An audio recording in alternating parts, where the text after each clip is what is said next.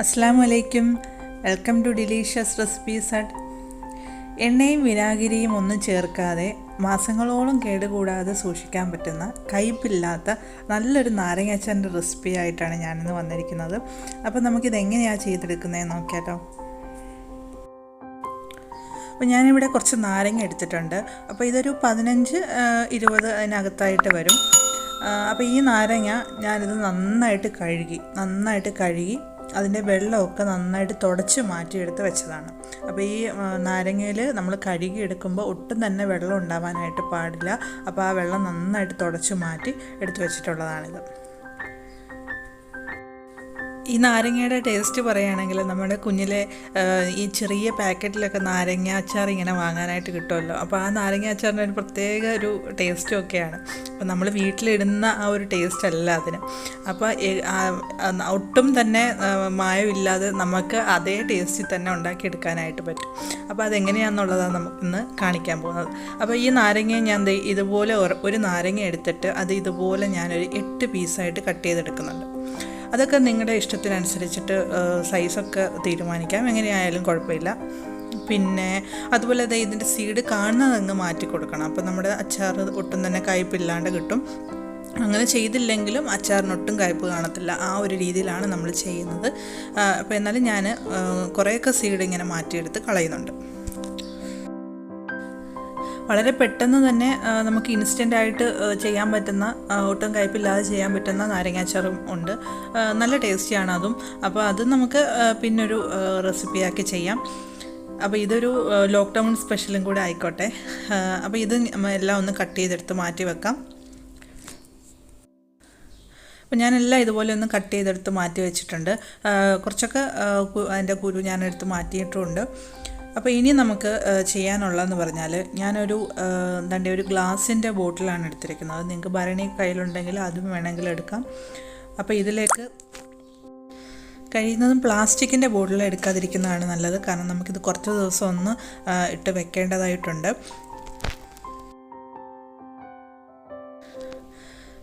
ഇനി നമ്മുടെ ഈ കുപ്പിയിലേക്ക് കുറച്ച് നമ്മൾ കട്ട് ചെയ്ത നാരങ്ങ ഇട്ട് കൊടുക്കുന്നു.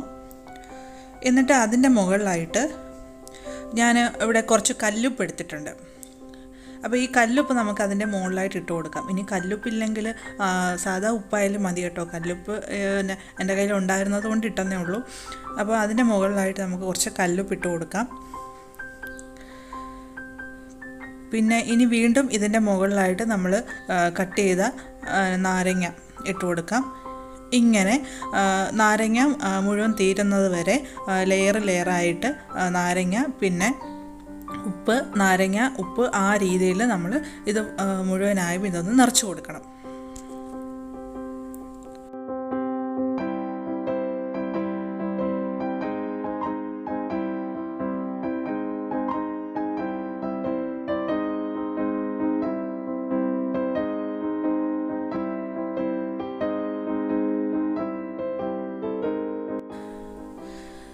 ഇത് ഫുള്ള് ഇട്ട് കൊടുത്തിട്ടുണ്ട്. ഇനി നമുക്കിത് വെക്കേണ്ടത് ഒരു 15 ദിവസമാണ്. ഈ നാരങ്ങ നമുക്കിങ്ങനെ തന്നെ വെക്കണം.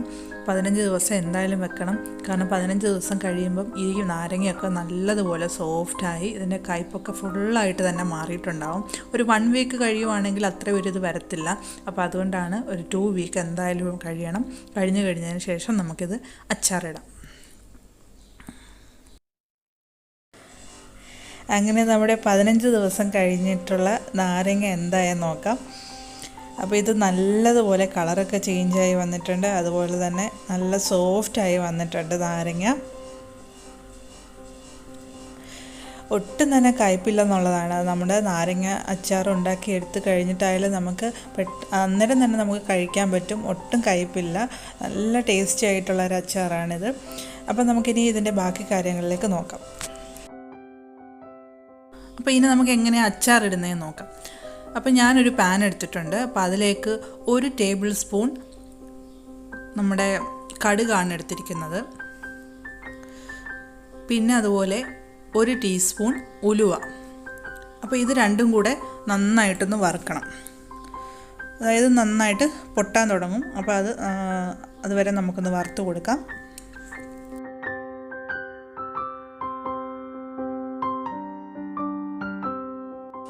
ഇതിന് തണുത്ത് കഴിഞ്ഞിട്ട് നമുക്കൊന്ന് പൊടിച്ചെടുക്കാം. അപ്പോൾ അതിൻ്റെ കൂടെ തന്നെ നമുക്കൊരു കാര്യം കൂടെ പൊടിച്ചെടുക്കാനായിട്ടുണ്ട്. അപ്പോൾ അത് മുളകാണ്. മുളക് ഞാനൊരു 11 വറ്റൽമുളക് എടുത്തിട്ടുണ്ട്. ഇത് നല്ല എരിവുള്ള മുളകാണ്. പിന്നെ അതുപോലെ തന്നെ കാശ്മീരി മുളക് അതൊരു 11 എണ്ണം ഞാൻ എടുത്തിട്ടുണ്ട്. കാശ്മീരി മുളക് അറിയാമല്ലോ, കൂടുതലും കളറേ കാണത്തുള്ളൂ, അത്ര എരിവ് ഉണ്ടാവില്ല.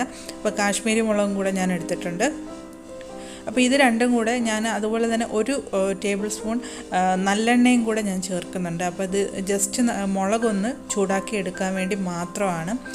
ഈ ഒരു സ്റ്റെപ്പിലല്ലാതെ ഇതിൽ വേറെ എവിടെയും ഒട്ടും തന്നെ എണ്ണ ഇതിൽ ചേർക്കുന്നില്ല. അപ്പോൾ ഇവിടെ ഞാൻ എണ്ണ യൂസ് ചെയ്തത് കാരണം മുളകിൻ്റെ ആ ഒരു കുത്തുണ്ടല്ലോ, ആ ഒരു പച്ചക്കുത്തുണ്ടല്ലോ, അത് ഉണ്ടാവാതിരിക്കാൻ വേണ്ടിയിട്ടാണ്. പിന്നെ ഞാൻ 2 രീതിയിലും ഉണ്ടാക്കി നോക്കിയിട്ടുണ്ട്. മുളക് പൊടി ചേർത്തിട്ട് ഉണ്ടാക്കി നോക്കിയിട്ടുണ്ട്. പക്ഷേ ഇതാണ് എനിക്ക് കുറച്ചും കൂടെ ഒരു നല്ലതായിട്ട് തോന്നിയത്. അതുകൊണ്ടാണ് ഇത് ഷെയർ ചെയ്തത്. അപ്പോൾ ഇത് നല്ലതുപോലെ ഒന്ന് വറുത്ത് മുളകൊക്കെ ഒന്ന് പൊങ്ങി വരുമല്ലോ. അപ്പോൾ അപ്പോഴത്തേക്ക് നമുക്ക് തീ ഓഫ് ചെയ്ത് കൊടുക്കാം. ഇത് രണ്ടും ഞാൻ വറുത്തെടുത്ത് മാറ്റി വെച്ചിട്ടുണ്ട്. അപ്പോൾ ഇതൊന്ന് പൊടിച്ചെടുക്കുന്നതിന് മുമ്പായിട്ട് നമുക്കിതിലേക്ക് ഒരു കാര്യം കൂടെ ചെയ്യാനായിട്ടുണ്ട്. അപ്പോൾ അതെന്താണെന്നുള്ളത് നോക്കാം. നമുക്കിതിലേക്ക് ഒരു 2 കപ്പ് വെള്ളം ഒഴിച്ചു കൊടുക്കാം.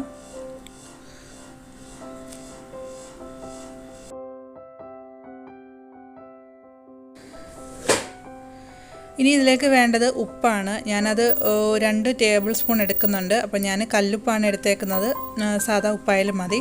ഇനി ഈ വെള്ളം നന്നായിട്ട് തിളയ്ക്കണം. തിളച്ച് ഒരു ഹാഫ് ആവണം. അതുപോലെ തന്നെ തിളപ്പിച്ച് നന്നായിട്ട് ആറിയ ശേഷമാണ് നമ്മളിത് മിക്സ് ചെയ്യാനായിട്ട് എടുക്കുന്നത്. അതുപോലെ ഈ വെള്ളം നമുക്ക് ഇത്രയൊന്നും ആവശ്യമില്ല.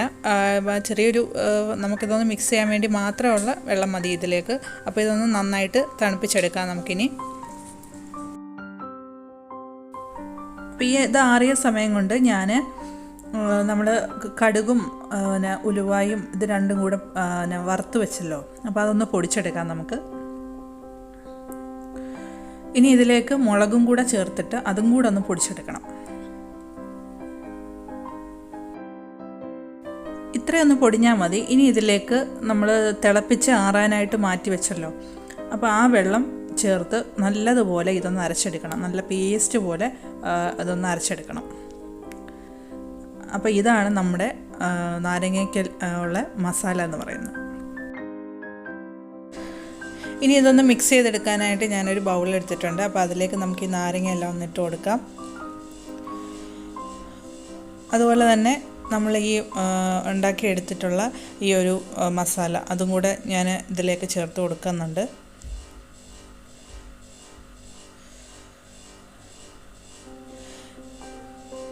ഇനി ഈ മസാലയും നാരങ്ങയും ആയിട്ട് നല്ലതുപോലെ ഒന്ന് യോജിപ്പിച്ചെടുക്കണം. ഇനി ഇതിലേക്ക് നമുക്ക് ലാസ്റ്റായിട്ട് ഒരു കാര്യം കൂടെ വേണം. അപ്പോൾ അതിന് മുന്നേ ഇതെല്ലാം ഒന്ന് മിക്സ് ചെയ്ത് കൊടുക്കാം.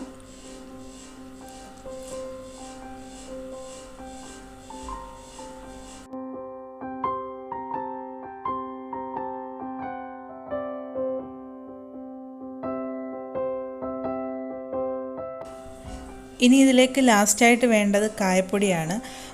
കായപ്പൊടി ഞാൻ 1 ടീസ്പൂൺ അളവിൽ ചേർക്കുന്നുണ്ട്. അപ്പോൾ ഇതും കൂടെ ചേർത്തിട്ട് നമുക്ക് നാരങ്ങ നല്ലതുപോലെ ഒന്ന് മിക്സ് ചെയ്ത് കൊടുക്കാം. അങ്ങനെ നമ്മുടെ വളരെ ടേസ്റ്റി ആയിട്ടുള്ള നാരങ്ങ അച്ചാർ, എണ്ണയും വിനാഗിരിയും ഒന്നും ചേർക്കാതെ അത് നമുക്ക് മാസങ്ങളോളം കേടുകൂടാതെ സൂക്ഷിക്കാൻ പറ്റിയ നാരങ്ങ അച്ചാർ ഇവിടെ റെഡി ആയിട്ടുണ്ട്. അപ്പോൾ ഈ ഒരു ലോക്ക്ഡൗൺ സമയത്ത് എന്തായാലും നിങ്ങൾക്ക് യൂസ്ഫുൾ ആയിരിക്കുമെന്ന് തന്നെ ഞാൻ പറയുകയാണ്. അപ്പോൾ എല്ലാവരും ഇതൊന്ന് ട്രൈ ചെയ്ത് നോക്കുക. അതുപോലെ നിങ്ങളുടെ ഫീഡ്ബാക്സൊക്കെ അറിയിക്കുക. അതുപോലെ തന്നെ നമ്മുടെ ചാനൽ സബ്സ്ക്രൈബ് ചെയ്യാതെ ആരെങ്കിലും കാണുന്നുണ്ടെങ്കിൽ ഒന്ന് സബ്സ്ക്രൈബ് ചെയ്തേക്കുക.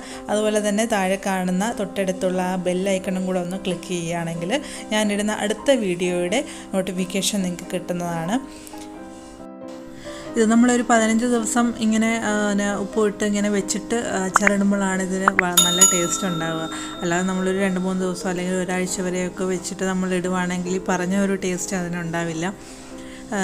പിന്നെ വളരെ എളുപ്പമാണ് അച്ചാറിടാനായിട്ട്. ജസ്റ്റ് നമുക്കതൊന്ന് വറുത്തെടുക്കുന്ന ആ ഒരു ഇതേ ഉള്ളൂ. പിന്നെ മുളകിന് പകരം മുളക് പൊടിയും നിങ്ങൾക്ക് യൂസ് ചെയ്ത് ട്രൈ ചെയ്ത് നോക്കാം, കുഴപ്പമില്ല. പിന്നെ കാശ്മീരി മുളകായതുകൊണ്ടാണ് അതിൻ്റെ ആ ഒരു കൊഴുപ്പും അച്ചാറിന് കണ്ടില്ലേ, നല്ല ഇതിൻ്റെ ഒരു പീസ് മതി ശരിക്കും ചോറുണ്ടാനായിട്ട്, അത്രയ്ക്കും ടേസ്റ്റാണ്. അപ്പോൾ എന്തായാലും എല്ലാവരും ട്രൈ ചെയ്ത് നോക്കുക, നിങ്ങളുടെ കമൻസൊക്കെ അറിയിക്കാം. പുതിയൊരു നല്ല റെസിപ്പിയുമായി നമുക്ക് വീണ്ടും കാണാം. അതുവരെ താങ്ക്സ് ഫോർ വാച്ചിങ്.